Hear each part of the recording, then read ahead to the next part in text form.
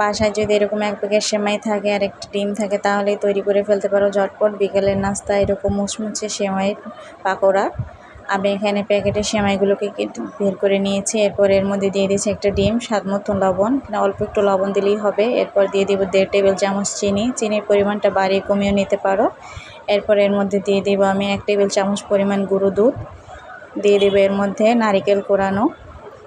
দুধ আর নারিকেলটা না দিলেও হবে। এরপর আমি এগুলোকে ভালো করে মাখিয়ে নেব। এটা যে কোনো শেপ নিয়ে করা যায়, আমি এখানে গোল গোল শেপ নিয়ে করব, তাহলে খুব দ্রুত হবে। আমি একটা কড়াইতে তেল গরম হয়ে আসার পর এগুলো গোল গোল করে ভেজে নিব।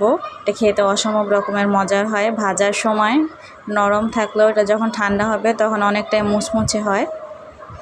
বাসায় যখন মেহমান আসবে খুব ঝটপট যদি এরকম 1 প্যাকেট সেমাই থাকে তাহলে নাস্তা তৈরি করে ফেলতে পারো। দেখতেই পাচ্ছ তৈরি হয়ে গেছে আমার পাকোড়া।